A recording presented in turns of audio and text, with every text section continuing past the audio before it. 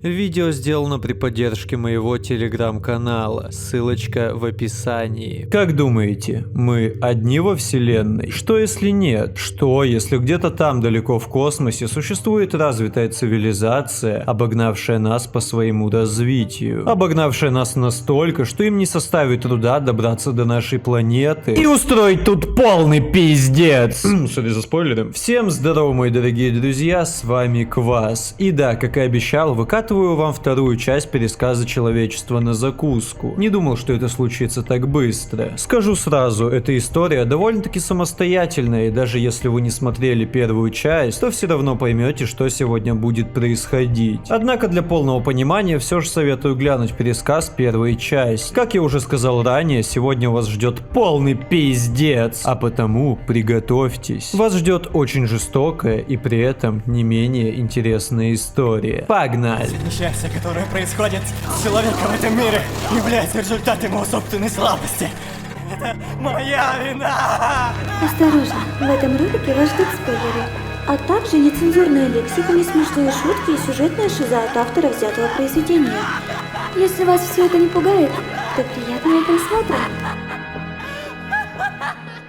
Скажу сразу, в этом ролике будет много цензуры, но на моем спонсоре вы можете посмотреть этот видос без нее. Спонсор — это место, где за подписку всего лишь в 200 рублей вы получите ранний доступ к роликам с канала, причем без цензуры, доступ к эксклюзивным роликам, которые никогда не выйдут на ютубе, доступ к удаленным роликам с этого канала и к некоторым роликам со старого канала, записи всех моих стримов, доступ к дискорд-каналу, где мы собираемся каждое воскресенье и весело проводим время, и эксклюзивные инсайды из грядущих видосов. Так что если хотите поддержать меня и получить доступ к эксклюзивному контенту, то добро пожаловать. Именно благодаря подписчикам-спонсор я могу улучшать качество своего контента. Ссылочка в закрепленном комментарии. События этой манги происходят спустя долгое время после конца прошлой части. Так что да, к сожалению, Ия мы сегодня не увидим. Но у нас есть ровно такой же персонаж, Хиро. И прямо сейчас он говорит своему школьному психологу о том, что боится умирать. Психолог ужаснулась этому заявлению и сказала, что все это подростковая хуйня, оно пройдет. Да и парень быренько съебался, увидев ее бурную реакцию. Это Юзу, одноклассница Хиро, в которую герой влюблен. В целом, вроде у них все хорошо. Обычная школа, обычные дети. Так, я думал ровно до того, как директор не объявил, что в классе героя на неких соревнованиях победила Юзу. Она набрала один из самых высоких баллов УСа, а потому в ближайшее время она пойдет на отправку. Класс чертовски восхищается ей, девочки аплодируют, кто-то плачет, лишь Хиро напряжен, ведь эта девочка отправится на съедение к неким небесным созданиям. В мире героев это очень почетная привилегия. Люди словно скот идут на питание божествам, причем по своей воле. Они считают это вполне естественным и нормальным процессом. Это пропагандируют школы, этому учат родители, это норма. Одна из одноклассниц предлагает учителю идею. Девочка грустит, что не смогла набрать высокий балл вкуса, а потому она отрезала свой палец прямо на уроке. Зачем? Чтобы Юзу его съела, и таким образом небесные создания съели бы и частичку этой девочки. Класс поддержал ее, как и учитель. После уроков все дети отрубали себе по пальцу, а одна девочка решила дать ухо, ибо ей еще на скрипке брынькать. Пиздец, да? Остался лишь Хиро, но он не особо горит желанием отрубать палец, да и вообще.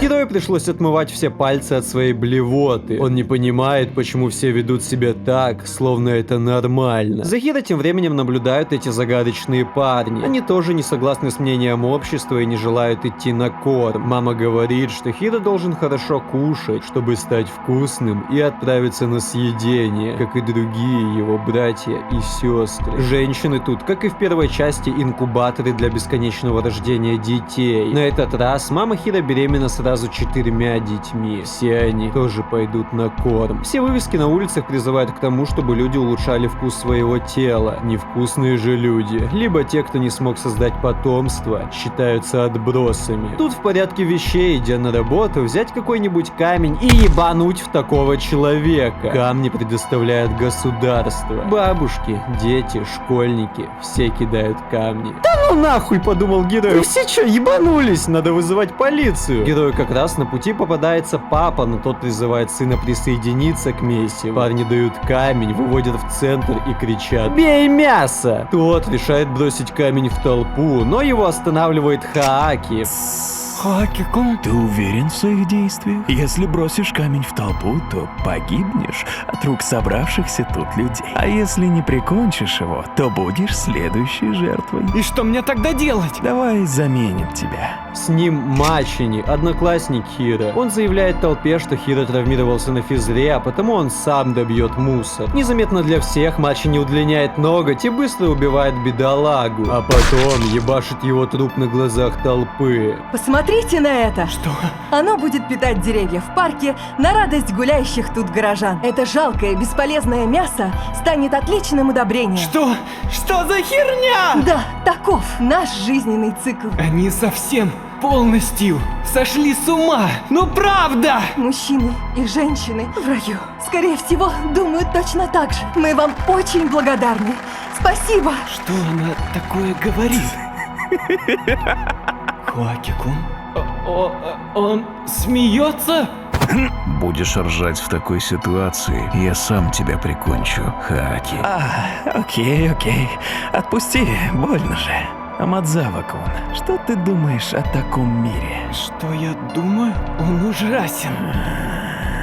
Я разрушу его! Хиро попросту не верит в то, какое общество его окружает. И у вас наверняка возникает вопрос: а до этого последние лет 16 ты как жил? Почему именно сейчас охуел-то? Недоработка автора, скажете вы. Еще какая доработка, отвечу я, но нам потом расскажут, что к чему. Как говорит Юзу, на съедение ее отправят через полгода. Девочка очень рада этому. Наверное, думает, что из нее сделают охуенные чипсики Лейс, маринованные огурчики, но нихуя, ее будут жрать живьем отвратительные твари. Хиро это понимает, а потому говорит, что не хочет смерти девочки. Психолог подслушала разговор Хиро и повела его в учительскую, где сказала, что из Хиро тоже сделают охуенные чипсики Лейс, маринованные огурчики, ему всего лишь нужно подписать бумагу. Женщина врет, что у Хиро якобы высокий показатель вкуса, но очевидно, что все это пиздеж. От парня хотят избавиться, ибо видят его девиантное поведение. А в обществе такие люди не нужны, дабы не создать угрозу нынешнему строю. Все учителя завидуют Хиро, ведь они тоже когда-то мечтали стать охуенными чипсиками. И под таким давлением герой был вынужден подписать бумагу. Затем Хиро встречается с Мачини и Хааки. Мачини рассказывает, что ждет Хиро. За ним приедет черная машина, оттуда выйдет черный человек, и он отправит героя к повару, не знаю, черному или нет, который сделает из парня еду. Затем Мачини ебашит по стене и за отвалившейся плиткой показывает надписи. Их делали ребята, которых готовили к отправке. Поначалу все было хорошо, но оставаясь наедине, до них все же доходило, что их, блять, будут жрать и они сдохнут. А потому дети писали на стенах то, как им страшно. Но власти закрашивают все это дело, скрывают от общества, дабы не было никакого протеста, дабы люди приняли свою участь и с радостью шли отдавать себя на съедение. Как вдруг директор говорит, что божественным существам настолько понравились результаты Юзу, что они лично приедут к ним в школу. Все чуть ли не кончают от такой новости, а Мачини объясняет, что это значит. Вся школа с почестями встретит господ и будет их развлекать, пока те в это время будут лакомиться их друзьями. Что интересно, никто не знает, как выглядят небесные существа. Очевидно, потому что они уроды, ну, вы помните. Благо у Хаоки завалялся один в кармане, и он показывает, как выглядит детеныш этих тварей. Сейчас будет инфа для тех, кто не смотрел первую часть. Я расскажу, откуда вообще взялись небесные создания и что им надо. Эти челиксы истощили все ресурсы на своей планете и полетели искать чипсики на других планетах. Так им и подвернулась Земля. Вот только людей не было, были лишь обезьянки. А потому пришельцы искусственно заставили бибизян эволюционировать в людей, дабы те стали главными на Земле, быстро развивались, ебались и размножались. Ну и когда люди достигли наших времен, пришельцы стали собирать урожай. Если кратко, они стали теневым правительством, которое делало фабрики по созданию созданию чипсиков из людей. Но главные герои из первой части подняли бунт и почти всех перехуячили нахуй. Но не всех. И тогда эти инопланетные суки решили использовать план Б и не силой принуждать людей к становлению чипсиками, а промыть им мозги. Чем, собственно, они и занимались последние сотни лет, полностью меняя культуру людей. Это сработало. Мачини же пиздит Хаки за то, что тот выкрал детеныша небожителя. Это очень опасно, его наверняка ищут, а дополнительные проблемы герою не нужны. Хира же побежал искать Юзу, чтобы показать ей этого монстра и убедить ее не идти на съедение. Но к Юзу сейчас не попасть. Девушка изолирована. Она должна обливать себя водой трижды в день, чтобы быть готовой к встрече небесных созданий. Девочка немного начинает бояться смерти и вспоминает слова Хира, а один из организаторов всего мероприятия предлагает Юзу охуенную идею, чтобы она могла увидеть, как небесные создания будут ее есть, чтобы она смогла насладиться этим эпичным моментом. Он может подключить ее голову к специальному аппарату, который надолго продлит ее жизнь. Спасибо, конечно, за это охуительное предложение, но пошел нахуй отсюда, больной придурок. Девочке становится все хуже осознавать грядущее. Юзу посадили на диету, одели во все белое и приставили к ней охрану. Та должна быть в идеальном состоянии. Хира же намерен выкрасть Юзу, но Мачи не запрещает ему это делать, ибо оно слишком опасно. Героям нужно набрать больше людей в свою команду, чтобы начать действовать. И вот, настал день X. Звон колокольчиков говорит о том, что небесные создания приехали. Смотреть на них запрещено. Монстры выходят наружу.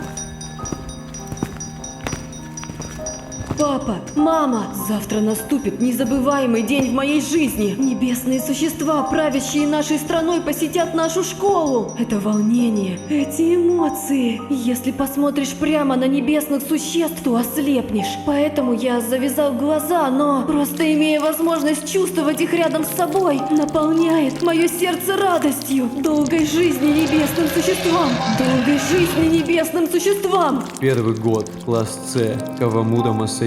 Последняя запись из его дневника в день его смерти. Ублюдок разбивает школьника. От страха рандомная девочка снимает повязку и видит монстра. Она в ужасе кричит, и ее убивают. За рулем грузовика же сидят мужчины, которым разрешено смотреть на монстра. Мало того, они удивлены тем фактом, что эти люди готовы спокойно отдать себя на съедение. Этого старика зовут Цудзи, и Мачи не знает его. Мачи не засовывает в руку спицу, и она засовывается. Словно Джаган, он целится в Цудзи, но тот замечает его и достает придуманный пистолет. Мачи не вывез такой ответки. Мрази пожирают школьников, а потом их повели к Юзу. По ходу дела директор решил не терять возможности и попросил небожителей куснуть его и сказать, каков он на вкус. Раздавили его нахуй, короче, и даже не попробовали. Хиро же очнулся, будучи связанным в помойке. Его нашел одноклассник, а засунул туда парня Мачи, дабы ГГ не натворил глупостей. Кровавое месиво предстало перед героем. Школьники, как ни в чем не бывало, играются с останками своих друзей и подруг. Хиро берет секатор и мчит на помощь к Юзу, а к той уже пришли монстры. Девочка в ужасе пытается сбежать, но залупоголовый хватает ее за ногу. Они смеются, предвкушая грядущее. Но тут врывается Хиро и убивает монстров с помощью секатора. Мачини уже бежит на помощь. Он не хочет терять такого ценного напарника, как Хиро. В чем его ценность, спросите? Ну, он разделяет взгляды о том, что становиться чипсиками ради шиза монстров плохая идея. А в современном мире таких людей практически нет. Хиро тем временем бежит вместе с Юзу. Мачини же собирается убить парня. Ведь если его поймают, а за убийство пиздорылого его поймают, то героя будут очень жестко пытать. Но вдруг он ловит воспоминания о том, как в детстве Мачини точно так же спасал свою любовь. Вот только девочка не поняла его. Она хотела быть съеденной. Однако, как герою объяснял папа, Мачини не из тех, кого когда-нибудь будут есть. Его функция заключается в другом. Герой передумал и убил мразей. Охрана небесных созданий уже на месте. Цудзи приказывает собрать всех школьников на заднем дворе. Если в этой школе есть хоть один свидетель происшествия, то придется казнить всех учеников вместе с работниками этой школы. И вдруг врывается Мачини. Он берет одного мужика в заложники и приказывает остальным воспринять сегодняшнее за несчастный случай. Но Цудзи своей силой заставляет заложника откусить себе язык, дабы он умер. Мужчина знаком с Мачини, как и тот с ним. Судзи собирается убить героя, дабы оправдаться перед хозяевами. Хиро и Юзу тем временем отмылись от крови. ГГ приказывает девочке вернуться к школьникам и затеряться в толпе. Вдвоем сразу идти опасно, можно вызвать подозрение. Затем же Хиро вспомнил, что оставил орудие убийства, а ведь там его отпечатки. Судзи вальяжно курит, используя своих товарищей в качестве марионеток, атакуя ими Мачини. Он способен управлять людьми, и мало того, он называет Мачини бывшим надзирателем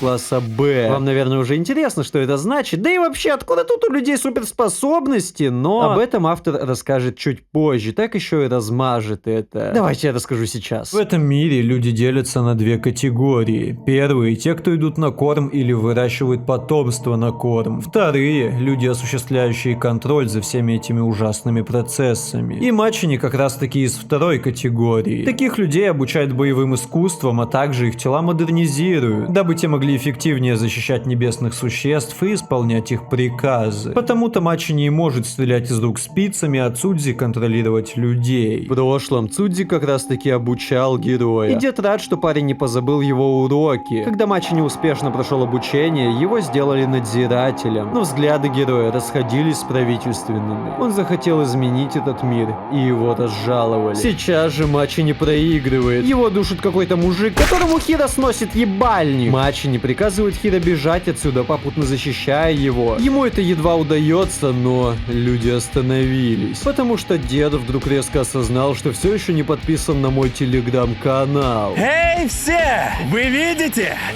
Посмотрите на это! Это пропавший сын небесного существа? Что он здесь делает? Эта тварь важна, не так ли? Будет плохо, если я ее уроню. Так что вам придется вести переговоры со мной.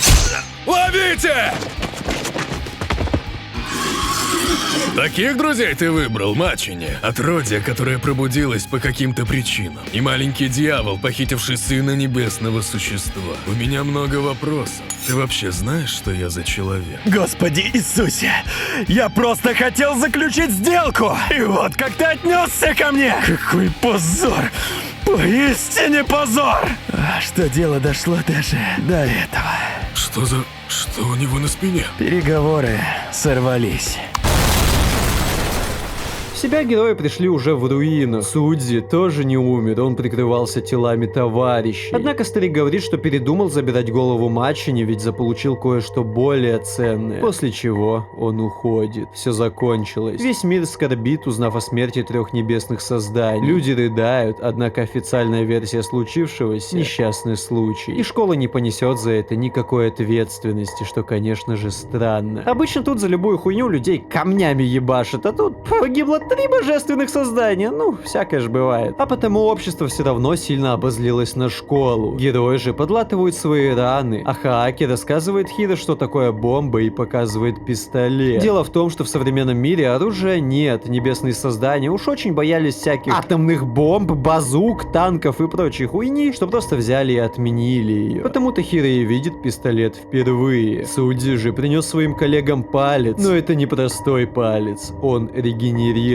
Да, это палец регенератора, в нынешнем мире о нем ходили лишь легенды, но теперь они знают, что он существует. Следовательно, только Цудзи может его поймать, ведь знает, где он, а потому его казнь отменяют. Тот даже бровью не повел, он сам снял свои наручники и эпично закурил. Слушайте, а мне нравится этот дед, у него прям ебанутая харизма. Среди учителей полная суматоха, они уже сами хотят, чтобы их забили камнями, ну пожалуйста, больные, блядь. Один челик и вовсе собрался харакири сделать, но люди из судебного офиса придумали идею получше — провести день очищения. Что такое день очищения? Ну, если коротко и емко, это полная пиздорезка. Официальным языком — приостановление человеческих прав людей на территории школы. Основная цель этого мероприятия — найти Цудзи. Да, старика даже его коллеги не любят, и они собираются поймать его. Кстати, вы же помните, что в первой части манги пиздорылы делали с подчиненными за смерть их соратников? Именно, ебашут работников на рандомиче. Это Это Мику, и на ее глазах только что убили и съели ее мужа. А это Кирияма, ее напарник. Хаки вспоминает, как в детстве у него брали кровь, дабы измерить его показатель вкуса, который у него был низким. Кстати говоря, Хаки и есть регенератор. Мачни этого не знал. Хаки не желает рассказывать всю правду, отшучиваясь от вопросов друга. Юзу же спрашивает у Хиро, будет ли тот плакать, если она умрет. И ее ебашит мужик тесаком. День очищения начался. Герой ловит удар по руке и лишается кисти. Вокруг происходит тотальная резня школьников. Всех режут, сбивают машинами, отрубают головы, стреляют из лука. Убийцы относятся ко всему как к обычной охоте. Мужики смеются и наслаждаются процессом. Мачни спасает Хиро, и тот бежит, неся Юзу на спине. Надзиратели тоже здесь. Мачни задерживает огромную толпу головорезов, давая время Хиро на побег. Хаки же, стоя на крыше, обливает всех скопившихся у школы ублюдков бензином и поджигает их. Хиро натыкается на учителя. Повезло? Нет, она тоже убивает всех. К ней подходят и другие учителя. Почему вы делаете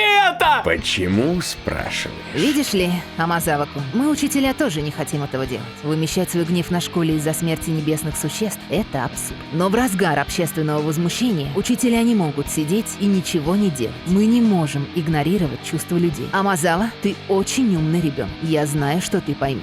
Я понимаю, Хорошо. чтобы все отбросы... Нет. Вы хуже отбросов! Вы просто дерьмо! Ой, как с языка снял мой мальчик. Жаль, что теперь тебе пизда. Или нет, Мику и Кирияма убивают учителей в один миг, но они не собираются спасать героя. Его с Юзу тоже разрубают напополам. Мачини опоздал. Хаки же стреляет в оставшихся людей из пистолетов. Один мега-мужик отрезает ему пальцы, но Хаки затолкал их ему в рот, и те проросли. Кирияма вышел на улицу и нашел Хаки. Они вступают в схватку, как и Мачини с Мику. Но есть проблема. Мику надзиратель А-класса, выше, чем Мачини, то есть сильнее. Победить ее непросто. Кирияма такого же класса, и он уже добыл голову Хаки. Мику плачет, неужели это действительно регенератор? Если бы он был у них раньше, не было бы стольких смертей. Герои уходят, но Мачини их отпускать не собирается. Реально, нихуя себе, разъебашили его друзей и пошли по домам? Мачини начинает использовать комбинированные техники, которым его обучил Цудзи. Это визитная карточка старика, очень имбовые приемы. Но даже так, ему не удалось победить Кирияму. Однако Хаки хватило этого времени, чтобы регенерировать. А теперь затаите дыхание. Из одной половины тела Хаки вылазит он. Появляется еще один. Это было так давно, что даже в голове все мутно. Давно не виделись, Нацуне-кун? Нет, мы были вместе все это время. Как говорит Нацуна, у героев около 40 секунд, время терять нельзя. Нацуна приказывает Кирияме не двигаться, и тот реально не двигается. Думаете, дело в сверхспособностях Нацуны? Нихуя, он тупо на харизме сейчас вывез. Мачини и Нацуна атакуют Кирияма, а Ямабики тем временем делает...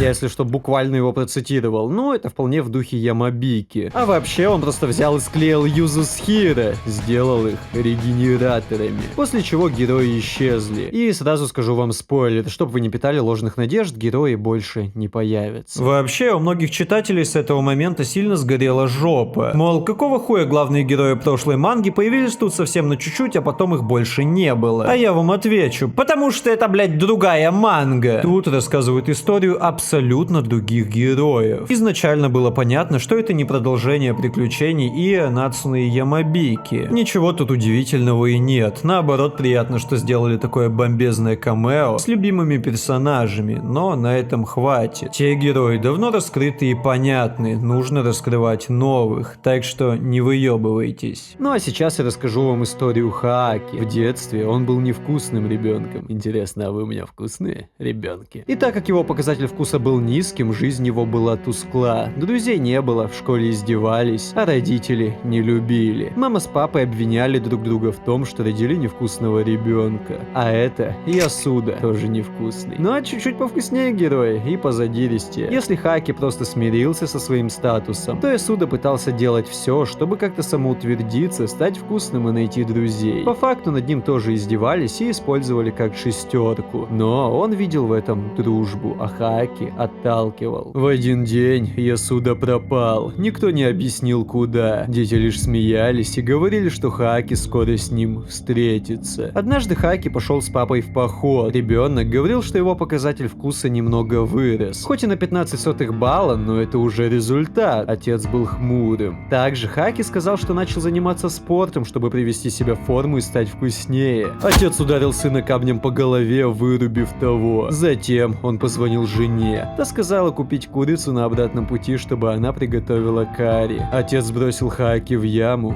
и ушел. В себя герой пришел среди детских костей. Они повсюду. Кто-то повешен, кого-то уже обглодали. Сюда родители скидывают своих безнадежных детей. Рядом герой находит Ясуду. Его руки и ноги сломаны. Ребенок просит Хаки подержать его за руку. Ему страшно. Как вдруг сюда приходят голодные собаки. Они-то и питаются брошенными детьми. Хаки изо всех сил пытается от них отбиться. Я не могу перестать улыбаться. Просто прекрасно. Мой единственный во всем мире друг мертв. И вот я снова один. Ясудзу-куна едят собаки. Но разве он бесполезен? Даже вороны слетелись на него. Разве это не удивительно?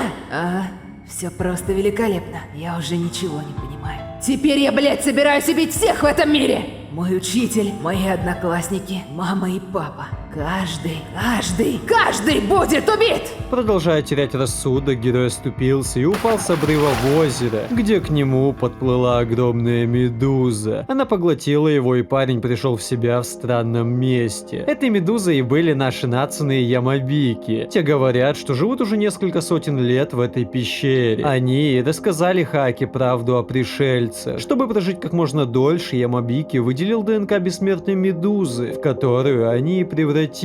А узнав историю парня, герои решили поделиться с ним своей силой. Так он и стал регенератором. Хиро и Юзу пришли в себя. Мягко говоря, они в полном ахуе. Кирияма и Мику связаны. Хаки вводит героев в курс дела. Мику кричит о том, что тоже хочет изменить этот мир. Ее тоже не устраивают нынешние порядки. И для этого ей нужен регенератор, чтобы с его помощью кормить пиздорылов. Тогда люди перестанут быть скотом. Но у Мачини другие мысли по поводу изменения нынешнего порядка. Смерть людей недопустима. Как вдруг Мачини связывает всех своих кентов. Им управляет Цудзи, который пришел сюда. Вот же старый хуесос. Мачини приказывает героям бежать. Мику нападает на деда, она тоже его ненавидит. Как я понял, этого старика никто не любит. И вдруг старик убивает Кирияму. Да, тот успел защитить Мику в последний момент и умер с улыбкой на лице. Затем Цудзи вырубает Мачини. Очнулся тут в неком доме, а именно в доме Цудзи, где тот уже устроил для всех мирное чаепитие. Правда, не совсем добровольное, ну да ладно. Будь воля героев, они бы только так отсюда съебали, но дед их контролирует с помощью специальных игл, что он воткнул в их позвоночники. Только Хаки не сопротивляется, но он и неспроста ебанутый. Как вдруг в комнату заходит вот эта хуйня. И это сын Цудзи. Сделал его таким Сакаки, отец Мачини. Что ж, самое время рассказать вам историю этого крутого старика, чтобы вы наконец поняли, кто он и что ему нужно. Жена Цудзи умерла, пытаясь спасти котика от надвигающейся на него машины. Хуй, кстати, знает, спасла или нет. Мужчина продолжил воспитывать сына. Сам он уже работал надзирателем и был далеко не последним человеком. Его работа заключалась в уничтожении антиобщественных организаций, то есть тех, кто не согласен с нынешним режимом. Таким же должен был стать и его сын. Но однажды ночью Цудзи обнаружил, как два ребенка низшего класса пробрались в его дом и поедали еду. Их привел сюда его сын. Парниша оказался из тех, кому не безразличны людские жизни. Он решил помочь этим бедным детям с деревенскими прическами.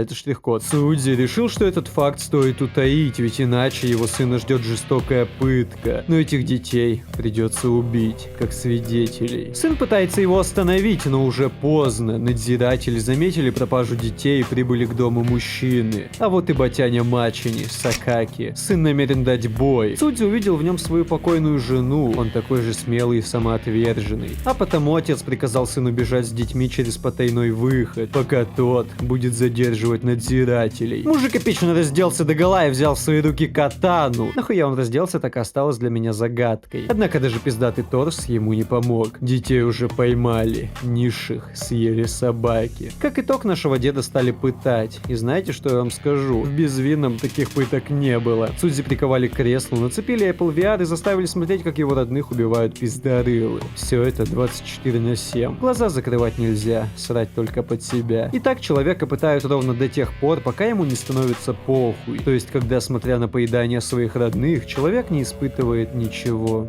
Судзи пытали 2 года. За это время он превратился вот в это. Мужчину не уволили, просто понизили. Его сына же должны были казнить. Но из-за многочисленных петиций над ним все же проводили опыты, вследствие которых он стал полупиздорылом. Всего лишь, блять. Тогда-то Цудзи решил, что он будет мстить. Мачини теперь понимает, что из надзирателя его выгнали из-за Цудзи. Но старик сделал это не в качестве мести, а лишь потому, что увидел в герое потенциал бунтовщика. Дед заранее изгнал героя, чтобы его не настигла та же участь, что и его сына, чтобы он нашел себе соратников. Основная цель Цудзи не месть Сакаки. Он хочет большего — разрушить нынешнюю систему. План уже есть. Суть в том, что Хиро должен проникнуть во дворец, где отправляют людей на съедение, и по поддельной карточке анализов его распределят в специальную комнату. Там людей превращают в фарш. Мужчина включил мясорубку и сказал герою прыгать. Тот это не особо захотел делать, а потому его пришлось запихать туда силой, но не суть. А суть в том, что герой сможет восстановиться, тем самым проникнув в тайное место. Пока Хиро спал, старик вмонтировал камеру в его глаз. Такими технологиями модернизируют надзирателей. Внутри Хиро проник в специальное помещение, где над девушками ставят опыты, а именно их заставляют рожать тех тварей. Хиро надо это дело сфоткать, эти фотографии тут же отправляются на комп Цудзи. Он сам не знает, почему пиздорылов рождают именно люди, но заподозрил он это давно, а именно когда стали пропадать девушки в возрасте от 15 до 25 лет. Какая-то группа людей насильно разводит небесных существ, которые потеряли свою репродуктивную способность. Меня исключили из организации за то, что я слишком близко подобрался к этой теме. Но зачем? Должен же быть более простой путь, хотя бы ради сохранения своего политического влияния. Я не знаю, зачем им заходить так далеко, чтобы увековечить небесных существ. Но что я знаю точно, так это то, что если раскроется факт, что некто разводит небесных существ, то этот мир рухнет. Вот и весь план — опубликовать фотографии, которые заставят общество взбунтовать против власти и сломать всю эту кровавую систему. Никто не пойдет на корм, зная, что небесные создания на самом деле пиздорылы, рожденные людьми в тайных лабораториях. Хиро уже поймали, связь с ним прервалась. Дом Цудзи уже окружили, Сакаки на месте, но наш старик все эти года не хуйней занимался. Многие солдаты попались в его ловушки, а бронированные окна не дали им навредить героям. Хорош. По итогу дом взорвали, но Цудзи там уже не было. Старик уже проник в главный офис и, используя контроль над людьми, провел туда своих новых кентов. Подчиненные Сакаки уже пробили всю инфу о Хиро и выяснили, что он учился вместе с Мачини. Хиро кричит о том, что все они пидорасы, раз выращивают людей на убой. И вдруг Сакаки что-то понимает, называя Хиро детем того времени. Мужчина вывел героя на улицу, о чем-то жесточайше подумал, сделал вот так, и героя флешбэкнул аж в тот момент, когда он был еще карапузом. Над ним стояли эти создания. Затем Сакаки говорит, что человеческая жизнь действительно важна, вот только он защищает нечто более ценное. Он прекрасно понимает, что использует радикальные методы, следуя своей цели. Его оправданно ненавидят люди, но у него есть на то причины. Цудзи же танцует? А нет, он в танце убивает сотрудников офиса. Все для того, чтобы проникнуть на крышу, к антенне связи, через которую герои опубликуют все фотографии. Сакаки и его свита уже здесь. Мужчина предлагает своему сыну сдаться, дабы смягчить последствия, что его ждут. Конечно же, он не согласен. Но вдруг выбегает Хиро и падает перед нашими героями на колени. Пожалуйста, пересмотрите возможность трансляции этого видео. Бам нахуй, не мешайся, тут вершится революция. Цудзи атакует, но Сакаки тоже супер-мега имба, он ловит все куна и иголки, что бросил старик. И мало того, он успел отрезать деду одну руку. Хаки шмаляет с 2 рук, но и это не помогает. Хиро восстанавливается, говоря Юзу, что теперь не знает, какую сторону ему принять, Сакаки или Цуди. Что ж он ему такого интересного рассказал? Цуди уже лишился ноги. Маченик кромсает мужика, говоря, что только он может пиздить деда. Хаки пытается застрелить третьего, но он настолько быстрый, что... ну вы сами видите. Мачни же взял под контроль того подчиненного и напал на другого. Он работает в паре с Цудзи. Деду осталось жить не больше минуты, а потому он приказывает Мачни стрелять Сакаки иглами, чтобы Цудзи смог взять над ним контроль. Но у героя не получается. Сакаки разочарован своим сыном. Цудзи уже на пределе. Или нет? Он натягивает руку героя, тот делает выстрел, а потом нападает. Блять, ах ты ж сука, ну как же ты нам все заруинила? Сакаки, я не могу выиграть, сражаясь с тобой. Но я так и не представил тебя своей жене. Так давай же, прямо отсюда отправимся к ней вместе. Покойся с миром, охуенный дед. Для меня по шкале крутости он чуть-чуть не дотягивает до Саты из получеловека. Сын Цудзи плачет. Но Сакаки выжил. Выжил, защищая своего сына от взрыва. Умирая, мужчина просит не выкладывать материалы, чтобы убедить их наверняка. Он предлагает героям кое-что показать. Некие врата. А после те уже сами смогут принять решение, показывать им те фотки или нет. Ох, наконец-то нам раскроют все секреты. Погнали. Итак, оставшиеся в живых герои отправились к этим самым воротам. Девушка вводит в лифте супер засекреченный пароль с 50 цифр, и кабина отправляется прямиком в преисподнюю, тем самым вратам. О их существовании не знает практически никто. Сакаки однажды привел сюда его отец, сказав, что их долг защищать эту тайну. Герои надели защитные костюмы и отправились в путь. Они ушли в лес, хотя казалось бы, врата расположены глубоко над землей, но полный пиздец ждал их дальше. Город будущего, который населяли пиздорылы, развитые технологии, чистые улицы, отсутствие преступлений, кризисов. Сами существа не были враждебно настроены к людям, им не хотелось их есть. Зачем? Они же цивилизованные. Как мальцу рассказал его отец, однажды эти существа поставили человечество на грань вымирания. Но это мы помним, да. Оказывается, вся наша планета давно принадлежит им. Людей же разместили в маленьком уголочке планеты, позволив им жить там. После событий первой части эти существа поняли, что хавать людей все-таки не вариант. И они смогли синтезировать еду в воздухе нахуй. Как итог, им удалось построить идеальное общество. Люди им оказались больше не нужны. Пиздорылы выделили нам 1% от земли и позволили жить кайфовать. Ну спасибо за такое великодушие. А как же те ублюдки, что жрут людей, спросите вы? Все просто, они были созданы искусственно, по подобию настоящих монстров. Зачем? Чтобы объединить людей и решить все человеческие проблемы. Ну знаете, чтоб войн там не было, завоеваний и прочей хуйни. Проще говоря, для людей создали Бога. Бога, который подчинит себе волю людей. Ну да, идти на корм добровольно всяко лучше, чем то, что мы имеем сейчас, да? Охуенно, спасибо. Также Сакаки рассказывает, что в прошлом был найден человеческий ребенок. Его нашли на земле развитых пиздорылов около разрушенного человеческого корабля. Сакаки приказал одной семье за заслуги по высокой рождаемости тайно приютить его. Это и был Хиро. Память ребенку стерли. Вот и вся история. Герои послушали ее, посмотрели на все своими глазами, увидели смерть Сакаки, погрустили и... поняли, что все это хуйня, не оправдывающая людские смерти на добровольной основе ради вымышленного бога. Ну а как иначе-то? Как итог, герои опубликовали видео со всеми доказательствами. Сказать, что общество охуело, ничего не сказать. Но вы прикиньте, люди привыкли верить в одну истину поколениями. А тут бац, и все рухнуло. Многие не выдержали и покончили с собой. Прям очень много кто. Другая часть людей сошла с ума, кто-то не поверил, а остальные пошли бунтовать. Они убивали всех людей из правительства, что попадались им на пути, издевались, уродовали тех, поджигали дома. Короче, там полная пиздец, началась революция во всей ее отвратительной красе. Весь город в огне. Салюты. Хирофуми. Салюты. Да. Твой старик сделал их для тебя. Так, ну и что за сопли? Блин, как-то стрёмно. Хаки. Чё? Офигеть. Смотри, как они разорались. Ну, погнали. Хоп! Ты чё творишь? Эй, вы все! Кто там? Вот с телека! Он на крыше! Я скоро вернусь! Ну все, теперь я глава разгневанной толпы. Что ты хочешь сделать? Разве не очевидно?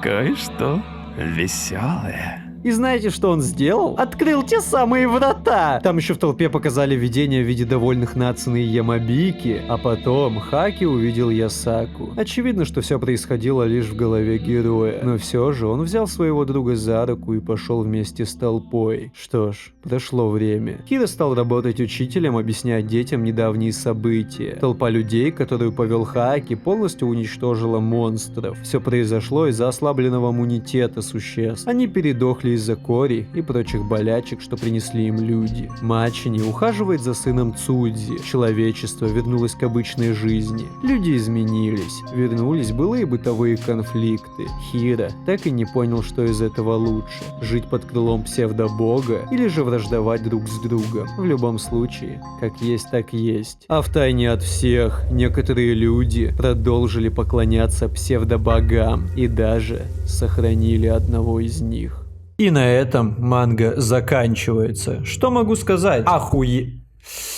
Что могу сказать? Охуенно. Еще одно хорошее произведение от Курайси Ю. Это уже 4-я манга, которую я пересказываю от нее. 3 пересказа есть на канале, а 4-й лежит на моем спонсор, Электрический Человек Н. Получилась хорошая история, гармонично дополняющая первую часть, но при этом являющаяся полностью самостоятельной. Концовка осталась открытой. Возможно, те пришельцы вновь смогут вернуть себе власть, а может, у них ничего уже и не получится. Единственное, произведение получилось уж слишком небольшим, на мой взгляд. Все-таки событий тут происходит много, и мне не хватило, чтобы автор побольше рассказал о персонажах. Уж слишком быстро и сумбурно все произошло. Свое мнение касательно этого тайтла пишите в комментариях. А у меня на этом на сегодня все. Подписывайтесь на канал, ставьте лайки, пишите комментарии, переходите в телегу и помните, что на спонсоры Boosty этот ролик вышел раньше и без цензуры. Ссылочки в закрепленном комментарии. С вами был Квас, увидимся в следующих роликах. Всех люблю и всем пока.